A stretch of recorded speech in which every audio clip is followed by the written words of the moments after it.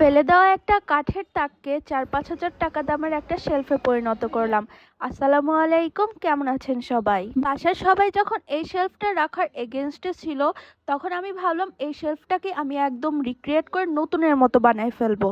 যেভাবে সেই কাজ, এর ভিতরে যত স্ক্রু ছিল আমি সবগুলো খুলে নিলাম। এরপর এই কাঠের তাকটাকে ঠেলতে ঠেলতে নিয়ে গেলাম ওয়াশরুমে। এরপর পানি দিয়ে আর সাবানের গুঁড়ো দিয়ে ভালো মতো ক্লিন করে এরকম একটা লুকে নিয়ে আসলাম। তো এখানে আমার মেইন উপাদানটাই হলো এনামেল কালার। এখানে কিছু রং আমরা যখন রাস্তা পেন্টিং করেছিলাম জুলাই আন্দোলনে কিছু বেঁচে গিয়েছিল, সেখান থেকে এই রেড রংটা নিয়ে নিলাম আর নিয়ে নিলাম সাদা রং। আর তো আমার এই তাকটার মধ্যে অনেকগুলো এবড়ো থেবড়ো জায়গা ছিল, তো সেগুলো পূরণ করার জন্য আমি এখানে নিয়ে নিলাম টেক্সচার। আমার কাছে কোনো প্রকার পুডিং ছিল না, তো আমি টেক্সচারটা দিয়ে এবড়ো থেবড়ো দাগগুলো ফিল আপ করার ট্রাই করতেছিলাম। এবড়ো থেবড়ো জায়গাগুলো ফিল আপ করার পর আমি এখানে দেখলাম দুইটা কবুতর বসে রয়েছে, তো ওদেরকেও একটু শুট করে নিলাম। এরপর মেয়েদের ফেভারিট কালার হচ্ছে পিঙ্ক। যত মেয়েরাই অস্বীকার করুক না কিন্তু তারা পিঙ্ক ছাড়া কিছুই বোঝে না। তো যাই হোক, আমি এখন এই পুরো তাকটাকে একটা পিঙ্ক শেড করব। এর জন্য এখানে সাদা আর লাল কালারটাকে আমি আমার পছন্দ মতো একটা পিঙ্ক শেড বানিয়ে নিলাম।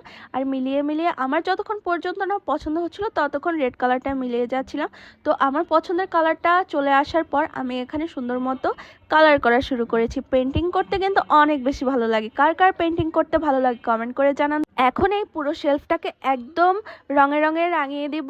এরপর এটাকে আমি ডাবল কোটিংও করতে হবে। তো ডাবল কোটিং এর জন্য আমি এটাকে একদিন শুকোতে দিয়েছিলাম। তো শুকিয়ে যাওয়ার পর আমি পরের দিন আরো একটা কোট দিয়ে নিয়েছি, যাতে আমার কালারটা অনেক স্মুথ আর ভালো আসে। পিঙ্ক কালার করেছি বলে যে কাজটা হয়ে গেছে তা কিন্তু নয়, এখন এর মধ্যে আমার ডিজাইন করাও বাকি। আমি এখানে এই বর্ডার গুলোতে গোল্ডেন কালার করে নিচ্ছি। আপুর কাছে ছিল অ্যাক্রিলিক কালার, সেই অ্যাক্রিলিক কালার দিয়ে আমি সুন্দর মতো বর্ডার করে নিলাম। এরপর এখানে একটা স্টেনশিল কাগজ নিয়ে আমি ডিজাইন করে নিচ্ছি গোল্ডেন কালারটা দিয়েই, যাতে আমার এই জিনিসটা অনেক বেশ রাজকীয় ভাব চলে আসে। যাই হোক, আমার ছোট মাথায় যতটুকু বুদ্ধি এটেছে তা দিয়ে আমি এই জিনিসটাকে একদম সুন্দর আর নতুনের মতো লুক আনার একটা চেষ্টা করেছি। তো আপনারাও আমাকে জানাবেন যে এটার ফাইনাল লুকটা আসলেই দেখতে কেমন হয়েছে।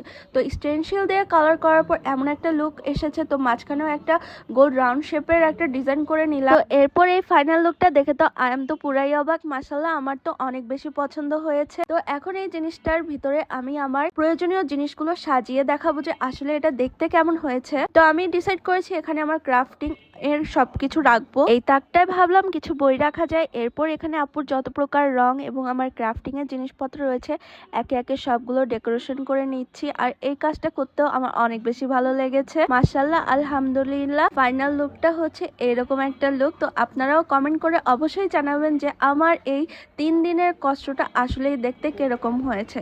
তো আজকের ভিডিও এ পর্যন্তই। আর ভিডিওটি ভালো লাগলে অবশ্যই শেয়ার করে দিবেন। আল্লাহ হাফেজ।